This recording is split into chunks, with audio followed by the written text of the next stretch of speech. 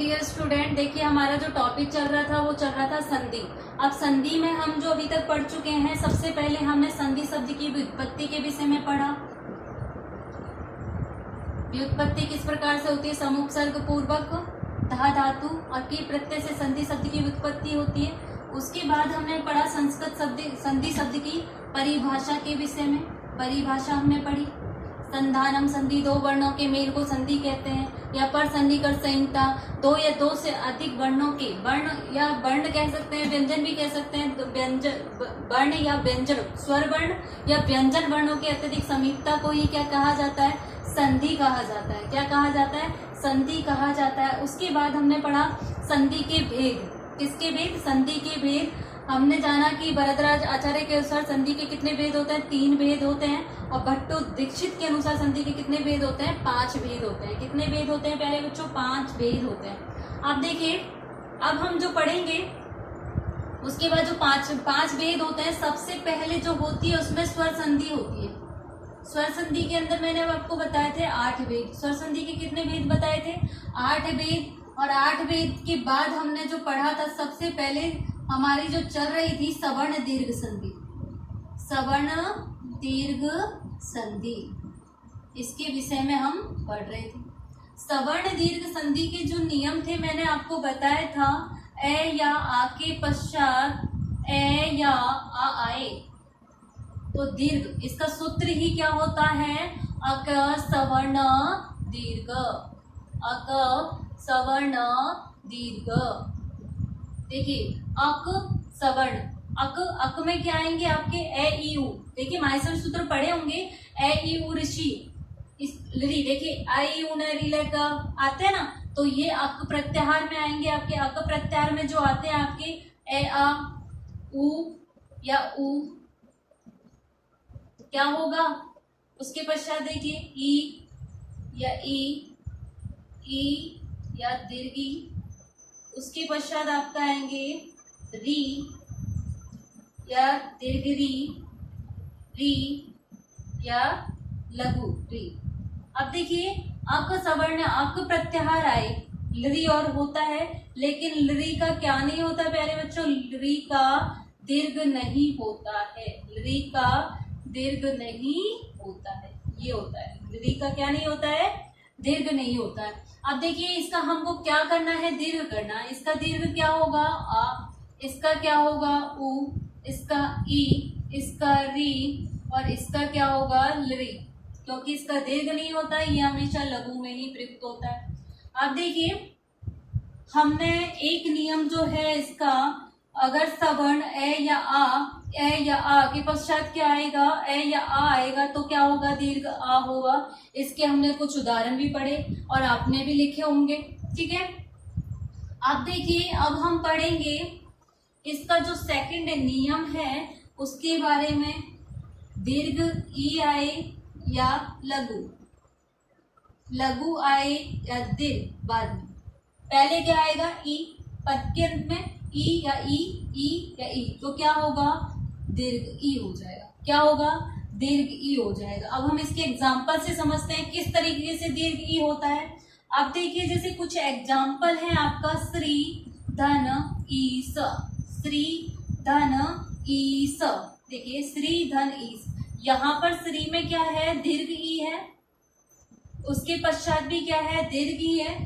कोई भी कंडीशन हो सकती है, लघु भी हो सकता है, लघु भी हो सकता है तो दीर्घ होगा, या फिर लघु या दीर्घ हो सकता है तो भी दीर्घ होगा। अब देखिए, तो हमको इनकी जगह क्या बनाना है? दीर्घ ई। किस तरीके से बनेगा? श्रीश, श्रीश। ठीक है, सेकंड एग्जांपल देखिए इसका, नदी धन ईस।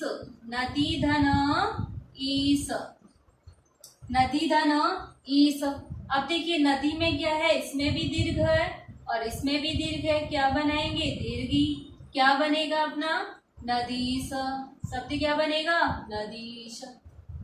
ठीक है, उसी प्रकार से देखिए आपका थर्ड एग्जांपल देखिए आपका, पृथ्वी धन ईश्वर। पृथ्वी धन ईश्वर। ठीक है, क्या बनेगा? ई है, यहाँ भी क्या है? ई है। दोनों को संयुक्त करोगे क्या बनेगा? दीर्घी। संयुक्त करके क्या बनेगा? पृथ्वीश्वर, पृथ्वीश्वर। और एग्जाम्पल देखिए, जैसे मुनि धन इंद्र, मुनि धन इंद्र, मुनि धन इंद्र। यहाँ पर क्या है? ई, छोटी ई, ठीक है। उसके पश्चात आपका क्या है? ये भी लघु है। दोनों की जगह क्या बनाना है? दीर्घ। क्या बनेगा? मुनीन्द्र। जो ई की मात्रा है ये बड़ी ई की हो जाएगी, मुनीन्द्र। क्या बना? मुनीन्द्र, ठीक है। और एग्जाम्पल देखिए समझने के लिए, जैसे आपका अभिधन इष्ट, अभिधन इष्ट, वही कंडीशन है इसकी भी। देखिए यहाँ पर ई लघु है, इधर भी लघु है, क्या बनेगा? दीर्घ। क्या बनाओगे? ये मात्रा पीछे चली जाएगी, क्या बनेगा? अभिष्ट। क्या बनेगा? अभिष्ट, ठीक है। उसी प्रकार से देखिए आपका कवि धन इंद्र, कवि धन इंद्र, क्या बनेगा? ई है, यहाँ भी ई है, तो दोनों बन के क्या? दीर्घ होगा, सॉरी यहाँ लघु है, दोनों ये होगा, तो क्या बनेगा? कविंद्र। क्या बनेगा? कविंद्र, ठीक है। अब देखते हैं नेक्स्ट नियम कौन सा है। देखिए आप क्या करोगे, एग्जाम्पल समझने के साथ साथ आप खुद भी अपने बुक में जो भी एग्जाम्पल दिखे आपको लगता है कि ये इस नियम से है, तो वो आपके जो नोट्स बना रहे हो, जो आप साथ के साथ लिखते जा रहे हो, उनके अंदर 4-5 लाइन छोड़ के रखें और वो एग्जाम्पल भी लिखें, ठीक है। उसके पश्चात जो नियम होता है अपना, ई के पश्चात क्या आएगा? अक प्रत्याहार में उ, क्या आएगा? उ। लघु हो या दीर्घ हो, दीर्घ हो या लघु हो, ठीक है, तो क्या बनेगा? दीर्घ ही बनेगा। क्या बनेगा प्यारे बच्चों?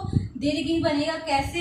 एग्जाम्पल देखिए, एग्जाम्पल देखिए इसके, भानु प्लस उदय, भानु प्लस उदय, क्या बनेगा? ये उ है, ये भी क्या है? लघु है, क्या बनेगा प्यारे बच्चों? दीर्घ बनेगा। क्या कंडीशन? ये जो उ की मात्रा है भानुते, क्या बन जाएगा? भानुते, ठीक है। नेक्स्ट देखिए आपका लघु धन उत्तम, लघु धन उत्तम। अब देखिए यहाँ पर क्या है? उ, ये भी क्या है? उ, क्या बनेगा? दीर्घ उ, तो क्या बनेगा? लघुत्तम। क्या बनेगा? लघुत्तम, ठीक है। अब देखिए नेक्स्ट एग्जांपल आपका भूधन उदय, क्या? भूधन उदय, भूधन उदय। भू में क्या है? दीर्घ उ, लघु उ, दोनों मिलकर भी क्या बनेगा? दीर्घ उ बनेगा, तो क्या बनेगा? भूदय, ठीक है, भूदय, इस तरीके से, ठीक है। और देखिए एग्जाम्पल, और देखिए इसके एग्जाम्पल लघु धन उर्मी, लघु धन उर्मी, ये क्या है? उ, लघु, ये दीर्घ, दोनों क्या बनेगा? दीर्घ। क्या बना आपका? लघुर्मी। क्या बना? लघुर्मी। अब देखिए बहुत सारे एग्जाम्पल हैं, आप अपनी बुक, जो संस्कृत की बुक है उसमें से लीजिए एग्जाम्पल और इसके नीचे लाइन छोड़ देना। जैसे जैसे आपको एग्जाम्पल मिलते हैं कि लगता है कि आपके किसका है, सवर्ण दीर्घ संधि का है और उ नियम वाला है, दीर्घ उ हो जाता है, वो एग्जाम्पल आप इसके नीचे नोट करें। नेक्स्ट देखिए, नेक्स्ट नियम क्या कहता है? उ के पश्चात क्या आता है? अक प्रत्याहार में उ के पश्चात आता है री या दीर्घ री, पश्चात री या दीर्घ री हो, ठीक है। री और री का अंतर तो पता है, ये लघु होता है, ये दीर्घ होता है, और इस तरीके से केवल एक सिंगल होता है, वो लघु होता है। इस तरीके से लघु और इसी को इस तरीके से कर देते हैं तो वो दीर्घ होता है, ठीक है। अब देखिए, अब इसको, इसकी जगह क्या बनेगा? दीर्घ ही बनेगा। क्या बनेगा? दीर्घ ही बनेगा। अब एग्जाम्पल देखिए इसके, जैसे होत्र धन, होत्र धन ऋकार, होत्र धन ऋकार, क्या बनेगा प्यारे बच्चों? होत्रकार, होत्र ऐसकार, ठीक है, क्योंकि ये दीर्घ लग गया इस तरीके से। आप देखिए नेक्स्ट है इसका मात्र पितृधन ऋकार, होत्रकार पितृधन रीकार, क्या बनेगा? पितृकार, इस तरीके से। ठीक है, नेक्स्ट देखिए, पितृधन मातृधन ऋणम, इसको लीजिए मातृधन ऋणम, उसी प्रकार से पितृधन ऋणम भी हो जाएगा। क्या बनेगा ये? मातृ ऋणम, क्या बनेगा? मातृ ऋणम। इसी प्रकार देखिए कर्तृधन ऋणम, कर्तृधन ऋणम क्या बनेगा? कर्तृ ऋणम, कर्तृ ऋण। ठीक है, कर्तृ ऋण इस तरीके से बनेगा कर्तृ ऋणम।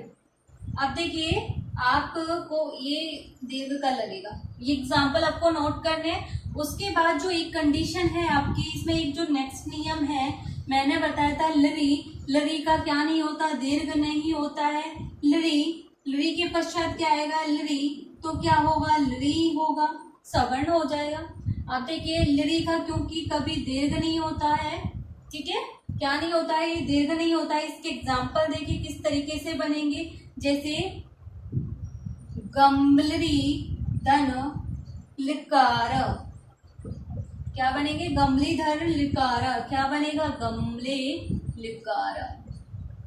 ठीक है, ये ये आपका इतना इम्पोर्टेंट नहीं है आपकी क्लास में। आपको जो बाकी 4 बताए थे आप प्रत्यार में, आपको वही करना है दीर्घ संधि के अंतर्गत। अब देखिए आगे जो नेक्स्ट संधि होगी अपनी, नेक्स्ट जो क्लास होगी वो गुण संधि के विषय में होगी। कौन सी संधि?